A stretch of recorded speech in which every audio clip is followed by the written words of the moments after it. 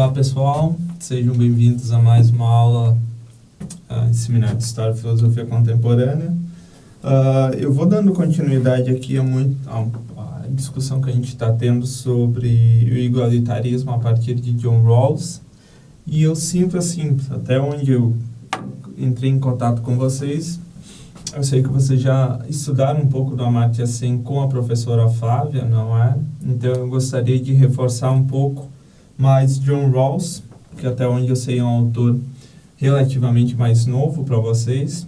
E então eu gostaria de tirar algumas implicações dele para que a gente possa entender um pouco melhor a ideia ou a dinâmica dos chamados dois princípios de justiça, e especialmente o segundo princípio, e mais detidamente ainda o princípio da diferença, para a gente entender algumas das implicações que a gente vai ter para o problema do igualitarismo liberal e a sua relação com o conceito, com a concepção de liberdade.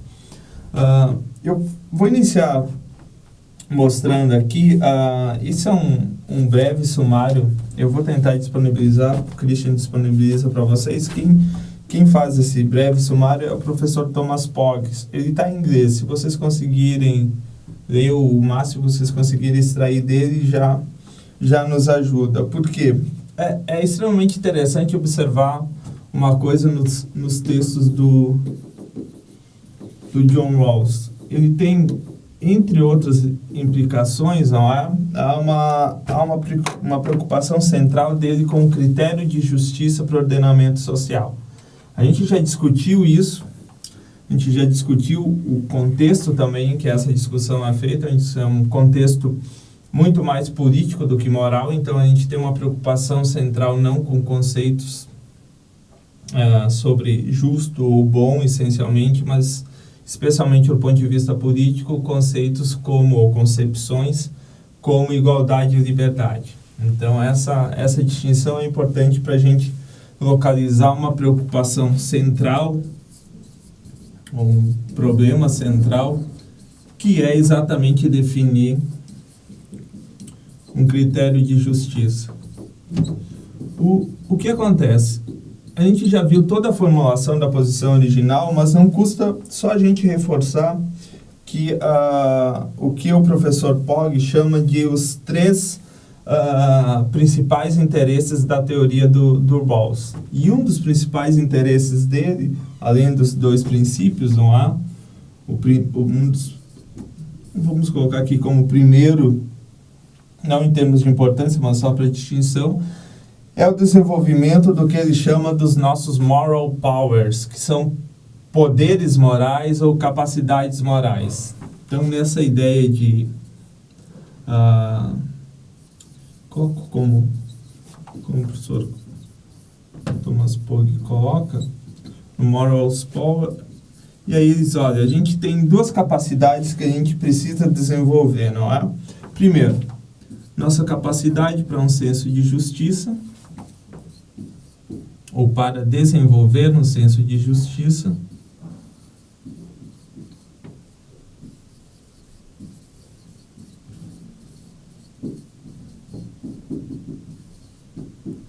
nossa segunda capacidade é de perseguir ou buscar, ou como ele mesmo coloca aqui, não é? A capacidade de termos concepções de bem ou de bom. Então, capacidade de possuirmos concepções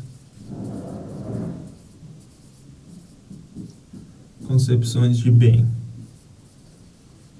Isso é extremamente interessante que a gente observe essa noção de senso de justiça e essa capacidade de perseguir concepções de bem, por quê?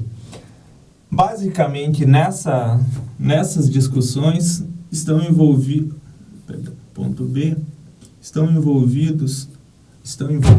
não é, questões centrais. No caso do senso de justiça, é nada mais, nada menos do que uma certa condição de razoabilidade.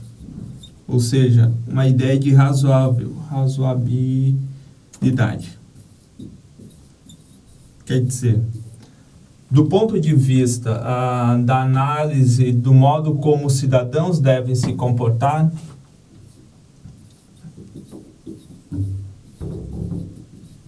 como cidadãos devem se comportar na sociedade, eles têm duas concepções básicas, não é? Uma ideia de racionalidade e uma ideia de razoabilidade. Racionalidade e razoabilidade. Qual a diferença entre ambas? O que acontece? Toda vez que você tem uma capacidade de possuir concepções de bem, se pressupõe exatamente que o agente que faz isso é um agente racional. Ou seja, a gente consegue perseguir fins. Essa é uma pressuposição de racionalidade, de interesses e de escolhas. Quando a gente imagina essa ideia de desenvolvimento de possuir concepções de bem, você imagine as nossas principais concepções de bem. E aí você pode imaginar, inclusive, a partir de Peter Singer, por exemplo, você possuindo interesses. Você pode imaginar a ideia de concepções de bem são interesses particulares que você almeja perseguir. Por que isso é tão importante? Porque, no fundo, de um ponto de vista da psicologia moral, a gente fica aqui com esse primeiro ponto, uma espécie de psicologia moral do agente, você vai pressupor uma certa capacidade dele ter escolhas de um ponto de vista racional. Do ponto de vista da psicologia moral, essa é uma capacidade que o agente tem para possuir interesses ou desenvolver interesses ou crenças que ele julgue como sendo necessárias. Essa ideia é vista a partir do agente que possui as condições de racionalidade e em relação ao Estado que oferece o quê? Liberdade para que ele as execute. Então, há uma diferença fundamental aqui do ponto de vista que você observa isso. Há uma ideia do ponto de vista da primeira pessoa, que é exatamente a pessoa escolhendo as suas concepções de bem, e aqui o Rawls elenca diferentes pontos. Por exemplo, concepção de bem de escolha religiosa, você pode professar a religião A ou B sem o menor problema. Escolha sexual, não há liberdade sexual, liberdade de expressão e por aí vai. Inclusive, e aqui eu coloco interesses de uma maneira geral, porque são interesses que nós consideramos fundamentais para o desenvolvimento da própria capacidade do agente, inclusive de um ponto de vista da busca da felicidade. Ou seja, escolha de sua profissão, escolha de constituir família, escolhas que nos produzam de alguma forma interesses que levam a alguma condição de felicidade. A opção pelo conhecimento, etc. Tudo isso caracteriza uma condição racional nossa de termos exatamente condições de termos interesses, ou condição de desenvolvermos a capacidade de concepções de bem. Como eu disse para vocês, isso vai pressupor uma condição de racionalidade. E essa ideia de racionalidade está mais voltada para uma noção ou uma condição instrumental da racionalidade. Embora essa distinção não seja feita por Rawls, talvez não seja a melhor forma de tratar como uma divisão de racionalidade. Qual é o problema que o Rawls apresenta aqui? Ou qual é o certo limite para essa questão? De um ponto de vista da justificação, você poderia estar justificado em foro interno, ou, como você pode imaginar, em primeira pessoa. Então, você não teria problema em dizer que a sua religião A é melhor do que a sua religião B do ponto de vista de um conjunto de crenças que endossam a sua posição. Qual é o problema em relação a isso? O problema em relação a isso é como você resolve, de um ponto de vista social e não individual, a ideia de desacordos morais. Por que isso é extremamente difícil? Porque se você basear, tomar por pressuposto que a sua condição de racionalidade, a sua concepção de bem que você tem é oposta do outro, você teria que apresentar argumentos que endossariam porque a sua concepção de bem é melhor do que a de outro. Se você fica apenas no plano racional, o Rawls vai dizer exatamente o que? Você tem uma dificuldade porque, em geral, as nossas estruturas sociais estão permeadas por bons argumentos, em geral, bons argumentos que endossam ambas as posições. E digo isso quando você se refere especialmente a condições do tipo casos polêmicos, tais como aborto, eutanásia. Em geral, nós encontramos argumentos dentro da própria literatura filosófica sólidos ou razoavelmente sólidos que endossam ambas as posições. Quer dizer, são argumentos de difícil resolução. O que resta, do ponto de vista rawlsiano, a se fazer, já que a gente tem uma espécie de desacordo em relação às concepções de bem, não em relação à nossa capacidade de ser racional, mas em relação às nossas escolhas, se trata de um ponto de vista social, determinarmos uma outra condição de capacidade do agente, que é o desenvolvimento de uma ideia de senso de justiça. A noção de senso de justiça é exatamente a ideia de que você vai ter que ter uma condição mínima de razoabilidade entre a tua posição de professar uma religião e a relação direta com a religião de outra pessoa, ou, se você quiser imaginar a partir da ideia dos dois princípios de justiça, que a sua concepção de bem não fira, por exemplo, o princípio da autonomia de outrem. Então, você não poderia, por exemplo, ter uma religião que endossaria a ideia de um culto que envolveria sacrifício humano, e atualmente se discute muito a própria ideia de sacrifício com animais. Não é? Então, por exemplo, em relação ao sacrifício humano, ficaria muito claro que a sua concepção de bem, a sua condição religiosa, não te autorizaria, do ponto de vista de um senso da justiça e de uma noção de justiça social, sobrepor a sua concepção de bem a um direito natural do agente, ou um direito adquirido a partir da posição original e consolidado a partir dela, por exemplo, da autonomia, o próprio direito à vida. Então, essa noção de senso comum, de senso de justiça, ela vai pressupor exatamente essa ideia. Essa ideia, noção de senso comum, ela é uma noção senso de justiça, que Rawlsian traz de outros autores. Eu cito aqui para vocês rapidamente o próprio David Hume, a ideia de empathy, sympathy com Adam Smith. Todo esse pessoal trabalha uma certa noção de empatia e cooperação, não é? Então, essa noção de senso de justiça é exatamente a ideia de uma espécie de noção de visão em terceira pessoa.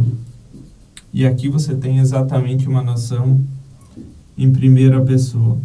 Por que isso é importante? Porque, de um ponto de vista de uma teoria motivacional, por exemplo, você deveria concentrar ou deveria tentar explicar por que o agente estaria motivado a agir moralmente. É um problema de motivação geral, de motivação moral centrada no agente. Não é? Essa noção de senso de justiça, ela seria uma espécie de condição do agente para agir de um ponto de vista cooperativo, uma ideia de terceira pessoa. E aqui você pode lembrar isso para a ideia de própria noção de senso comum da comunidade, teorias, por exemplo, republicanismo, outros modelos políticos defendem esse tipo de noção, senso de justiça a partir de uma ideia de florescimento humano, senso de justiça a partir de uma ideia da nossa capacidade, inclusive de um ponto de vista da evolução biológica, de trabalharmos ou agirmos cooperativamente. A primeira e terceira pessoa, de um ponto de vista da relação entre egoísmo e altruísmo, essa é uma concepção estritamente de psicologia moral. Então, há uma série de desenvolvimento disso, não é? Aproveito no meio da minha aula para fazer a propaganda de uma disciplina que tenho na quarta-feira, que é sobre psicologia moral e formação do caráter, que trata exatamente disso. Então, se vocês entrarem lá na minha webpage, vocês vão encontrar um texto do Michael Swolt, que eu estou traduzindo junto com o Guilherme, um bolsista meu, sobre moral sentimentalism, que trata exatamente essas noções de julgamento moral, justificação, psicologia moral, etc. Bom, pessoal, em relação a isso, é importante que vocês tenham uma noção mais... Vocês vão ler depois, obviamente, o texto do Rawls, em que ele trata dessas duas capacidades, não é?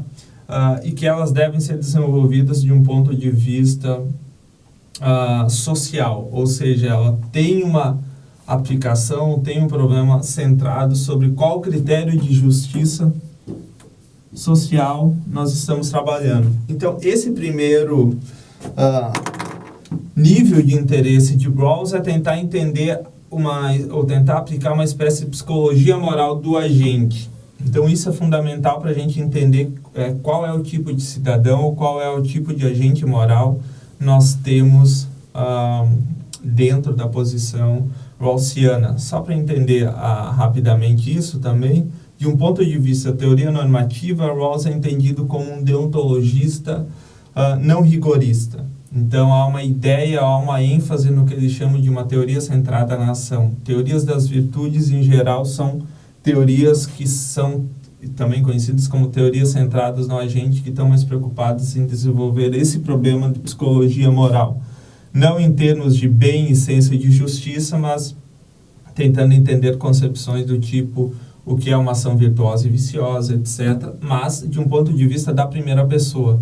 Como a nossa disciplina tem um cunho de filosofia política, o problema central é um problema de justiça social, e não um problema moral que se restringe, digamos assim, à relação sujeito-sujeito. Bom, desse primeiro critério, não esqueçam disso, é importante a gente ficar com essa noção. Por quê? Porque a partir disso, Rawls vai desenvolver a noção dos dois princípios de justiça, basicamente a partir dessa ideia de como o agente moral se comportaria dentro de uma sociedade, não é? Então, isso nos é extremamente interessante porque, se eu vou ver aqui, de um ponto de vista teórico, essa dinâmica do que nós poderíamos considerar como sendo os primeiros passos de Rawls em relação aos princípios, vai nos trazer exatamente os chamados princípios da justiça e alguns desdobramentos de um ponto de vista de uma teoria igualitarista, não é?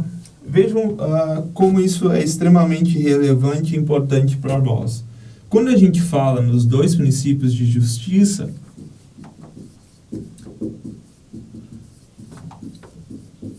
veja, aqui a gente já, vamos dizer assim, comprou o pacote do Rawls, não é? A gente já admitiu que a posição original, a gente, sob a condição de um véu de ignorância, condição de simetria, imparcialidade, agentes livres, iguais e racionais, conseguiram chegar à conclusão de que os dois princípios rawlsianos são os melhores. Agora, a gente precisa entender um pouco como a aplicação desses dois princípios endossam uma tese, podemos dizer até mais igualitarista do que libertariana em Rawls. O que acontece? Para o primeiro princípio, aí ele coloca, não é? Cada pessoa deve ter um direito igual ao mais abrangente sistema total de liberdades básicas e iguais que sejam compatíveis com um sistema similar de liberdade para todos. Então, desse ponto de vista, permito aqui só encontrar outra passagem que eu queria passar para vocês. Tomado nesse aspecto, o primeiro princípio, ele parece ser um endosso exatamente de uma condição mais libertariana. E está aqui, ó. Também os princípios da justiça, e ele chama isso de uma ordem serial, não uma ordem léxica, para a gente ver essa distinção. Do ponto de vista de uma ordem serial, o primeiro princípio é o princípio da máxima liberdade igual. Vocês colocam aí, não é? É o princípio da máxima liberdade igual. O que é interessante a gente perceber é que depois disso, não é? O segundo princípio, ele tem exatamente aquele desdobramento que todo mundo conhece e discute, não é? Que é o princípio da igualdade, ele é desdobrado em dois. O ponto A é o princípio da igualdade equitativa de oportunidades. Então, você tem o princípio da igualdade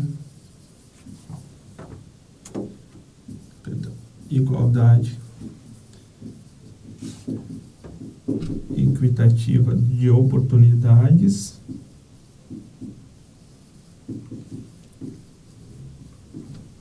E o segundo princípio, que também, o segundo desdobramento da noção de igualdade, que é o chamado princípio da diferença. Esses são basicamente, esse é um resumo, não é, digamos assim, grosso de quais são os dois princípios. Vejam, como eu já disse para vocês, de um ponto de vista de teoria política, o confronto é sempre entre liberdade e igualdade. Teorias que são mais conhecidas como teorias... eu acho que... Deixa eu só um segundo. Isso. Teorias de um ponto de vista da liberdade endossam teses libertarianas e, em geral, são teorias que têm uma tendência mais a endossar condições meritocráticas, não é? Então, quando você toma como critério a condição da liberdade, você pode endossar maior uma condição de liberdade natural, o que, obviamente, para o igualitarista ou para qualquer teórico que elabore princípios de justiça, isso vai ser problemático, porque como o próprio Álvaro de Vita Rawls do Orkin cita, não é? A ideia de nós termos talentos naturais, a chamada sorte bruta, não é um mérito nosso. Isso é pura loteria natural. Então, nós não deveríamos pressupor que o fato de você nascer no estamento social mais rico é algo natural de um ponto de vista de ser natural e justo, não é? Não é o problema de você ter determinadas características em termos de dons ou talentos naturais. O problema é o tipo de desacordo ou de distinções que é feita de um ponto de vista social. Então, nascer mulher enquanto um dom ou um talento natural não é um problema, é uma característica. Qual é o problema? É que socialmente você ser mulher em uma sociedade sexista ou machista, você teria exatamente o problema de uma certa desigualdade oriunda de algo que não é escolhido. Então, o que acontece? Nessa distinção aqui, eu chamo a atenção que há uma... Perdão. Eu chamo a atenção que há uma espécie de regra da prioridade, não é? Primeiro, a prioridade da liberdade. Só para vocês entenderem como funciona. Os princípios de justiça devem ser dispostos em uma ordem lexical e não serial. E, portanto, só se pode restringir as liberdades básicas em nome da própria liberdade. Existem dois casos. O caso em que uma liberdade menos extensa deve fortalecer o sistema total de liberdades partilhados por todos. Essa é uma tese que ele endossa, por exemplo, aí pega de Kant, que é a ideia de que o sistema de liberdades não pode ser solapado pelo direito da liberdade de apenas uma pessoa. Então, a liberdade de uma pessoa de não ser presa, por exemplo, de ir e vir, ela só é solapada quando, por exemplo, essa pessoa se torna uma ameaça de um ponto de vista social para a liberdade de outrem. Então, essa é uma condição que você, digamos assim, extrai uma condição de liberdade individual para garantir, de um ponto de vista do todo, a manutenção da liberdade. Do ponto de vista do princípio da igualdade, é exatamente distinto, porque aqui a prioridade da liberdade tem essa condição. São duas condições aqui, como eu disse para vocês. Uma liberdade menos extensa deve fortalecer o sistema total de liberdades, e uma liberdade desigual deve ser aceitada para aqueles que têm menor liberdade. Então, essa é uma pressuposição. A segunda regra de prioridade, que é uma prioridade dentro do próprio princípio, há uma prioridade da justiça sobre a eficiência ou o bem-estar. Então, aqui, nesse segundo princípio, nós temos uma prioridade da justiça sobre a eficiência e o bem-estar. Sobre a eficiência e o bem-estar. Isso é importante por quê?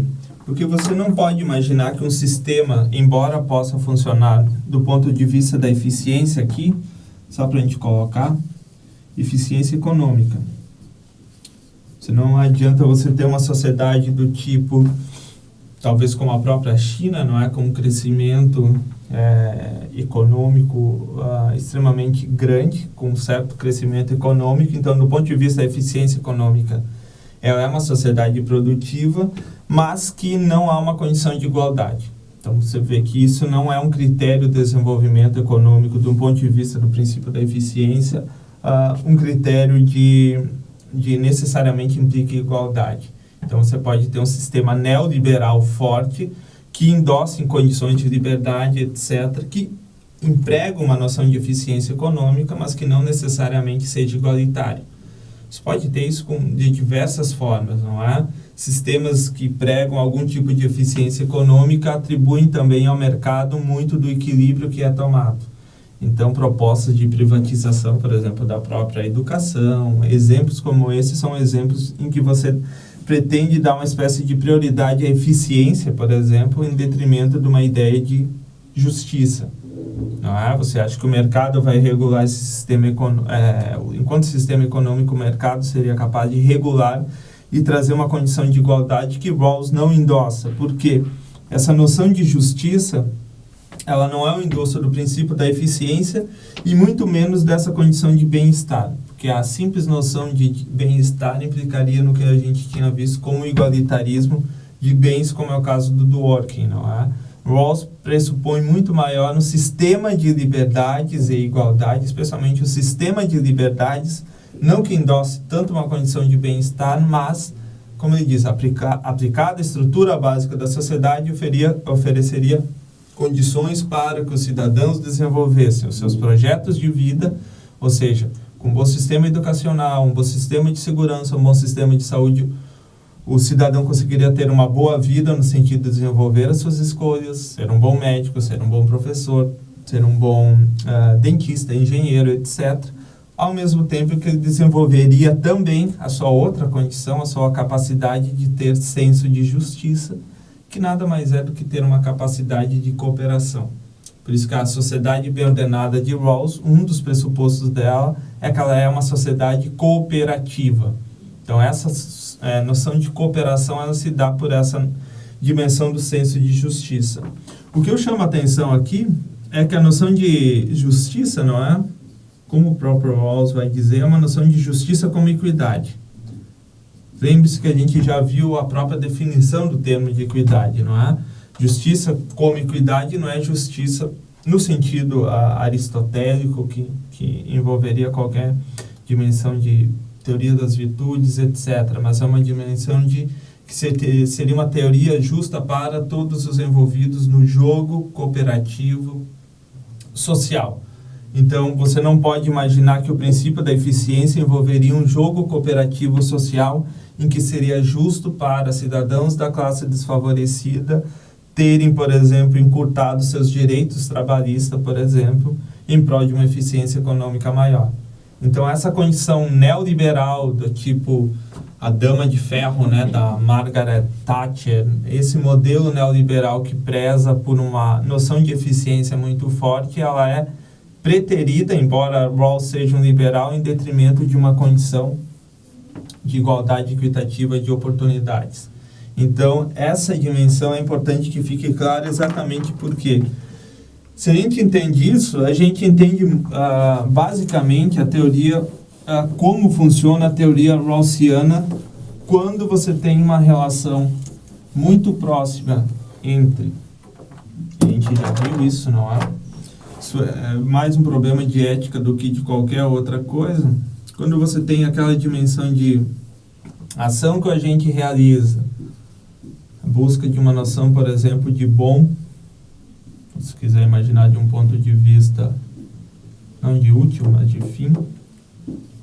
Veja, quando você tende a justificar qualquer tipo de sistema, em geral a gente estabelece uma relação. Bom, como você sabe que uma ação é justa? Teorias normativas desenvolvem sempre uma regra, uma dimensão do dever. O que você tem do outro lado? Você tem um agente. Essa é a questão central, não é? O que a gente tem aqui em termos de problema é um problema de psicologia moral. O que nós temos aqui em termos de dever é um problema de justificação. Teorias normativas, em geral, ficam nesse lado aqui em cima. Por exemplo, teorias deontológicas e teorias consequencialistas se preocupam com a justificação de um dever. Em geral, a ética das virtudes, não é? São interpretadas como teorias centradas no agente. Teorias consequencialistas se preocupam com aquela definição de bom, como o próprio utilitarismo. Teorias deontológicas são centradas no dever, embora aqui se distinga teorias deontológicas rigoristas e não rigoristas. Você vê, teorias consequencialistas em geral se preocupam mais com a noção de fim ou bem, teorias deontológicas com a noção de dever e ética das virtudes com o problema do agente. Esse é um esquema geral quando você imagina, não propriamente a ação, mas a própria possibilidade de elaboração de um juízo moral. O que acontece? Você está fazendo uma pergunta sobre a natureza do juízo moral, mais uma pergunta metaética ou qualquer outra coisa. No caso de Rawls, não é uma questão centrada unicamente no agente, não é um problema de justificação ética, como acontece em teorias éticas. Então, nós poderíamos dizer que a gente tem, eliminando em certos aspectos, de um lado, nós continuamos com o problema de uma justificação sobre qual o melhor modelo de justiça social e, ao mesmo tempo, Rawls tenta dizer como é o agente que faz parte dessa sociedade.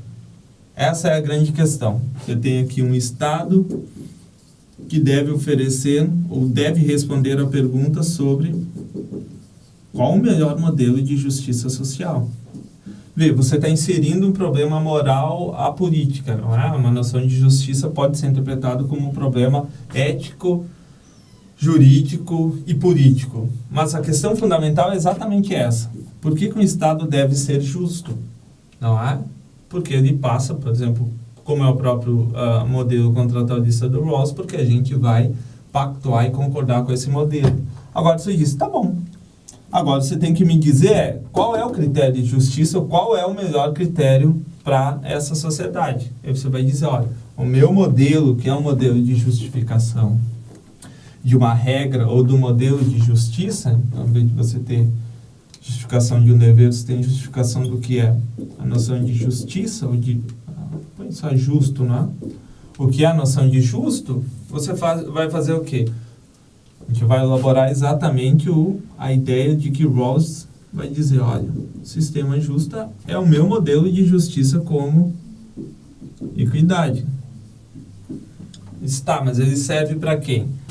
Aqui você não tem a ideia de agente, mas você tem a ideia de cidadão. Esse cara aqui, ou esse cidadão, vai, com base nesses princípios de justiça e com aquelas, como o próprio Rawls diz, com as suas capacidades de senso de justiça e de ter concepções de bem, senso de justiça, concepção de bem. A partir dessas capacidades, ele pode viver nesse mundo social. Essa é a grande questão. O que a gente tem aqui nesse grande quadro é nós poderíamos colocar assim, como a ideia de esse é o nosso ethos social. É aqui que a gente se encontra. A noção de ethos como a própria definição grega do ethos com spiritus aspem, não é?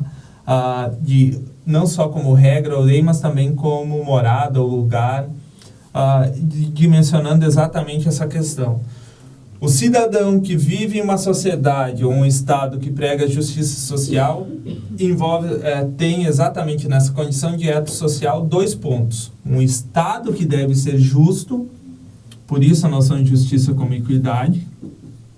Quem deve ser justo aqui é o Estado, mas ao mesmo tempo, e já está ali colocado, não é? O cidadão ou o agente tem uma responsabilidade de um ponto de vista moral. Ele tem o direito de desenvolver as suas capacidades e concepções de bem, mas ao mesmo tempo tem uma espécie de responsabilidade moral. Por quê? Porque conviver em sociedade exige cooperação. Você não imagina uma condição, um ethos social, qualquer arranjo social que não implique cooperação.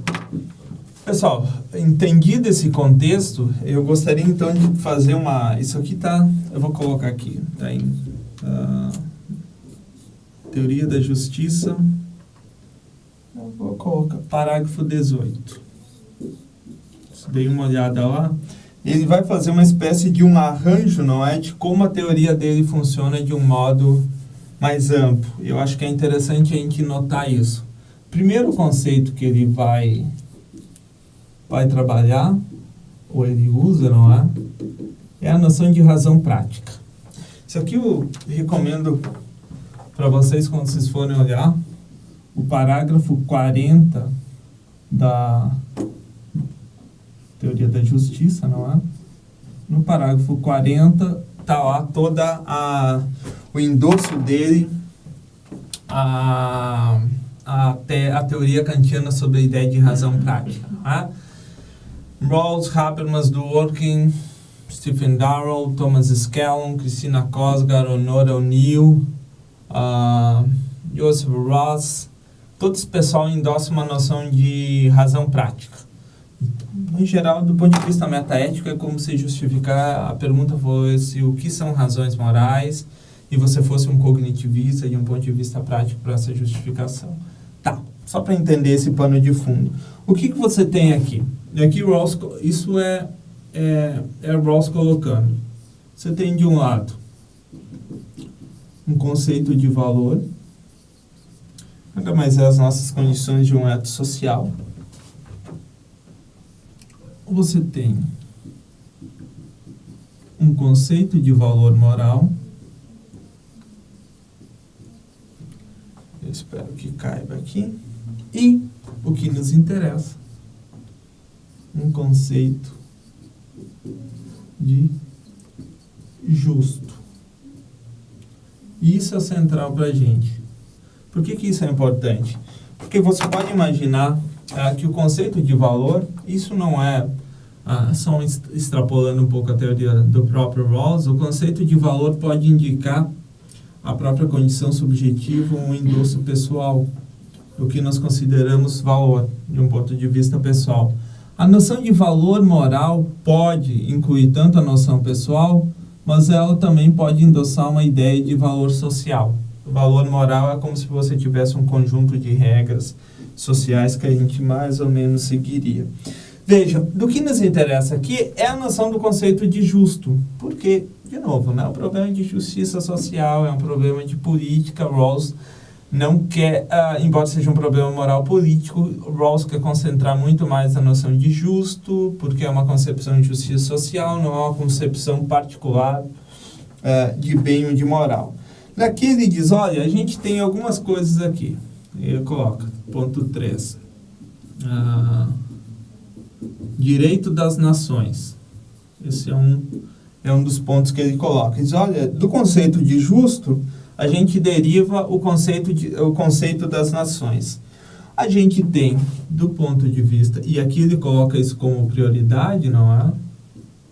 Você tem sistemas e instituições sociais. Então, ele diz, olha, na noção de justo, nós desenvolvemos sistemas e instituições sociais.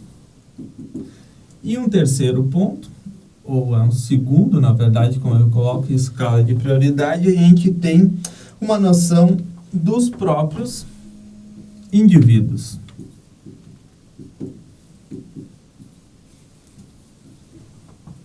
Isso é interessante por quê? Porque diz, olha, a gente aplica o conceito de justiça, por exemplo, para o problema de direito das nações. Recomendo para vocês o Law of People, não é? Do Rawls, que foi traduzido como Direito dos Povos. Esse é o texto dele que trata de justiça internacional. Ele é de 1999. Então, vocês podem, se vocês estiverem interessados lá, ele diz, olha, eu roubo de Kant, não é? Por modo de dizer, pego de Kant essas noções de direito dos povos, de uma noção republicana, de ser um cidadão do mundo, elenca quais são os melhores povos, a partir de uma concepção de justiça, e ele diz que a gente faz um segundo contrato social do ponto de vista de justiça internacional. Tá. Do ponto de vista dos sistemas e instituições sociais, a gente diz, sistemas e instituições sociais, eles devem ter a seguinte característica. Eles devem observar uma questão de justiça e eles devem observar, ou eles devem ser, não é, eficientes. Lembre-se da segunda formulação do princípio. O princípio da diferença envolve uma dinâmica de eficiência. O sistema cooperativo também Não esqueçam, Rawls é um liberal. Rawls não endemoniza o capitalismo e Rawls não é um socialista, embora ele tenha alguns apreços, me parece. Ele leu muito Marx, isso é extremamente importante. Ele tem as lectures dele sobre história da filosofia política, ele desenvolve longamente as teses de Marx, que ele endossa, ele entende, ele lê, discute com Joshua Cohen, o pessoal do marxismo analítico contemporâneo, muitos desses conceitos. Por quê?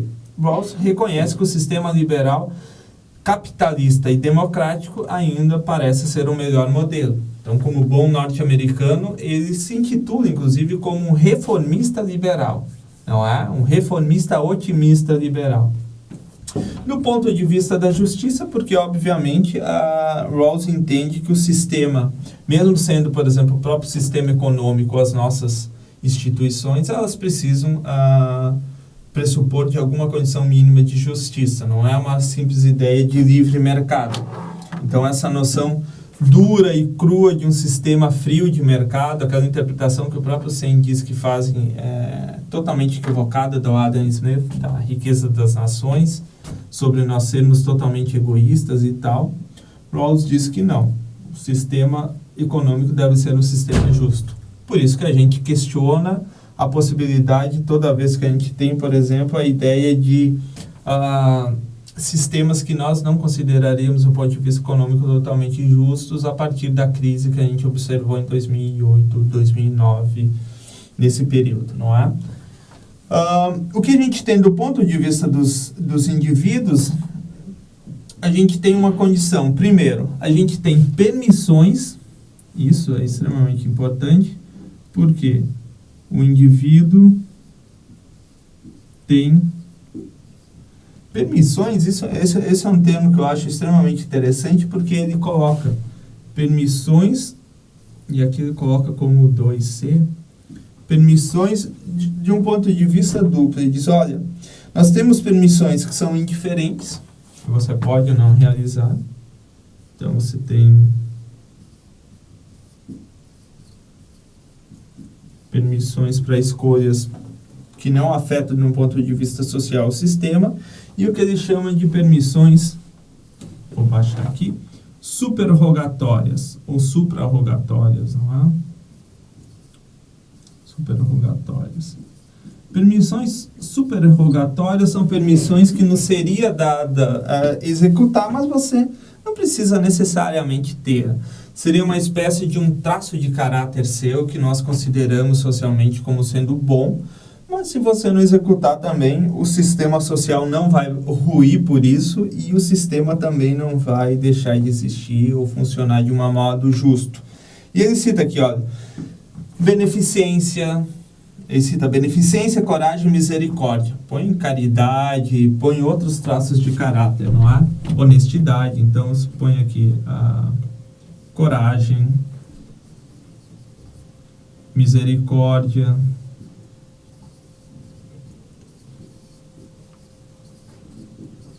essas são permissões dadas ao agente. Ele tem a capacidade de executá-las, se assim considerar justo.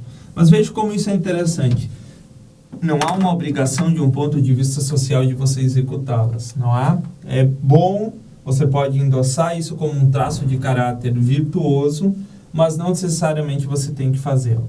Então, como eu sempre digo, você pode encontrar um morador de rua e não executar, não é essa condição superrogatória de você executar a caridade e doar alguma coisa para ele. Se você não o fizer, embora você possa sofrer uma condenação de um ponto de vista social como indiferente, etc., de um ponto de vista do conceito de justiça social, você não vai sofrer uma repressão no sentido de que você é alguém completamente injusto, indiferente, etc.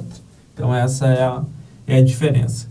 E eu gostaria de colocar agora a última parte, que é a nossa distinção entre obrigações e deveres naturais. Bom, pessoal, eu coloquei o quadro geral, eu vou explicar a partir dele, porque eu acho que vai ficar mais claro de você entender e também muito mais visível para vocês do que vocês ficarem olhando as questões no quadro. Está bem dividido ali. Eu parei em exigências, então não esqueçam ali nessa árvore da razão prática e tal, sobre os indivíduos, de um lado as permissões e então as exigências. As exigências são divididas em obrigações e deveres naturais.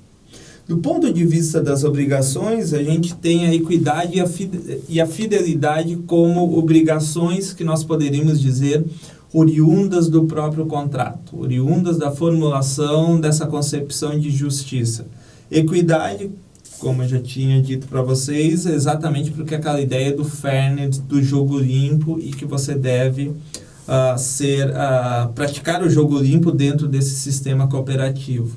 Fidelidade, porque envolve exatamente a ideia de uma adesão à concepção de justiça que foi formulada a partir da posição original e que, no fundo, desenvolve um caráter de estabilidade da sociedade também.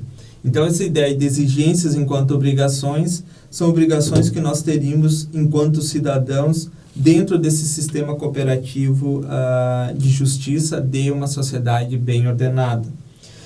Por outro lado, nós temos então os chamados deveres naturais, como vocês observam ali em 2A, e esses deveres naturais estão divididos em positivos e negativos. Os deveres negativos são deveres que endossam a impossibilidade da ação ou endossam a ideia do não, como o próprio Rawls coloca como exemplo. Nós temos o não lesar, o não causar dano a inocentes. A ideia de deveres naturais sobre o não é uma espécie de pressuposição de direitos de outrem, não é? Ou de direitos dos outros. Então, não devo matar porque, dada a condição do direito à vida de outrem. Não devo furtar bens alheios, dado o direito de outrem a ter a sua própria propriedade ou a ideia de propriedade privada.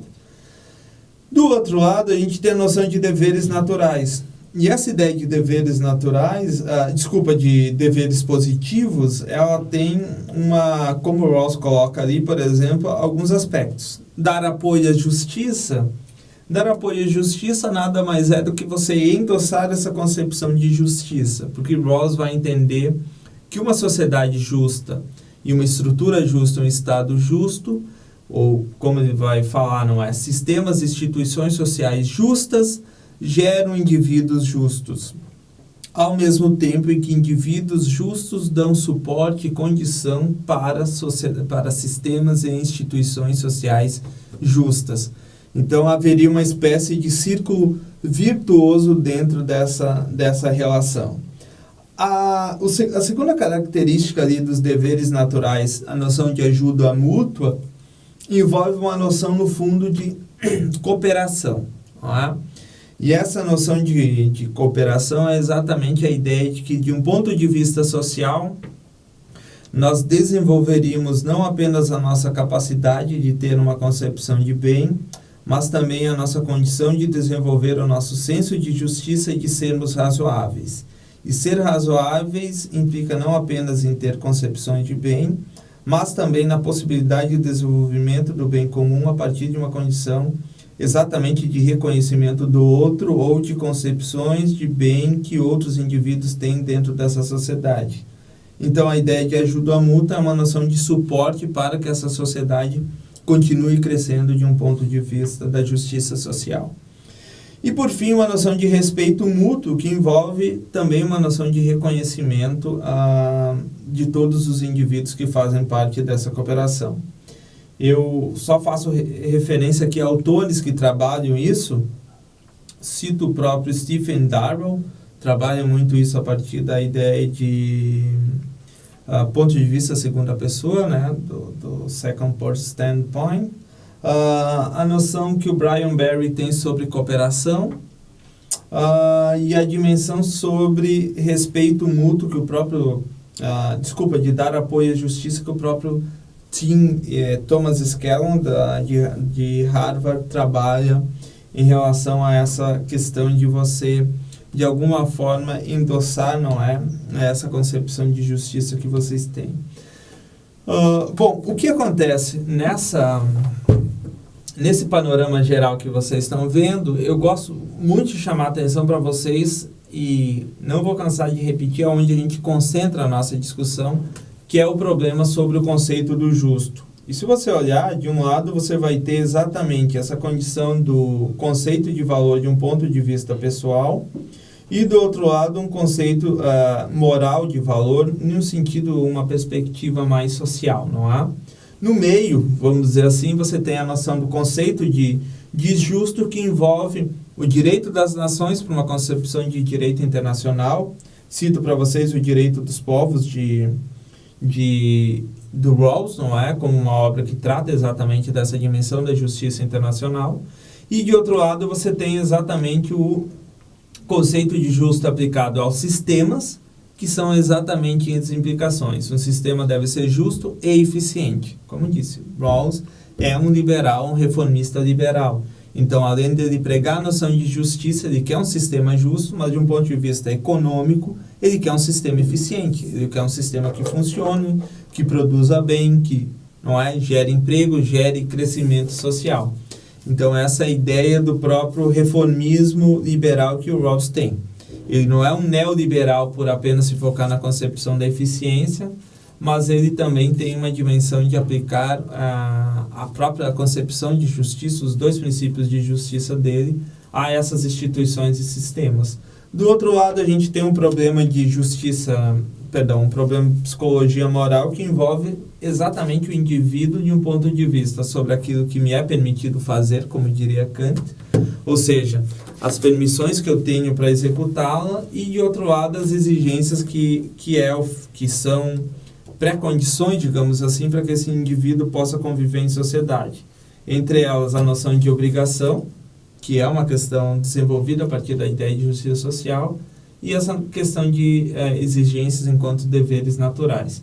O que a gente tem em resumo, pessoal, é como eu coloquei naquele quadro inicial, uma tentativa de justificar uma concepção de justiça social e, do outro lado, tentar explicar por que nós, enquanto cidadãos, endossaríamos essa concepção de justiça social.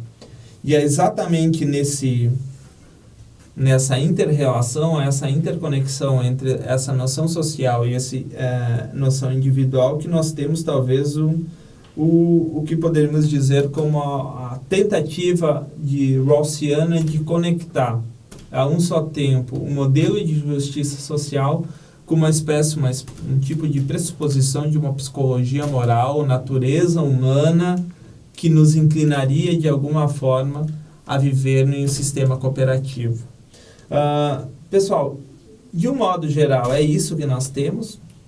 Esse é um quadro amplo para a gente entender como funciona a teoria rawlsiana, mas eu acho que se vocês se apegarem nessa distinção, pode ficar muito mais claro por que Rawls tem uma preocupação tão grande em endossar a dimensão da própria ideia de igualdade, o igualitarismo liberal dentro da posição da teoria rawlsiana, sem desapegar, digamos assim, ao seu pressuposto liberal de manutenção, e sustentação de uma condição de algumas liberdades individuais básicas. Então, você vê que a um só tempo ele é devedor do que ele chama, como o Benjamin Constant fala, ele é devedor a um só tempo do que nós poderíamos endossar como a liberdade dos modernos, aqui teses russonianas, associado ao que ele chama também de liberdade dos antigos, não é? Que é uma condição social e uma possibilidade de agentes desenvolverem as suas capacidades dentro dessas sociedades. Minha última recomendação é, por favor, pessoal, leiam os textos, que aí vocês vão poder, eu acho, esclarecer melhor esses pontos, e quando a gente tiver a nossa aula ao vivo, a gente pode tirar essas dúvidas, ou se não, mande-me e-mails, seja para mim, seja para o Cristo. No mais, espero que todos tenham uma ótima semana. E é isso. Até mais.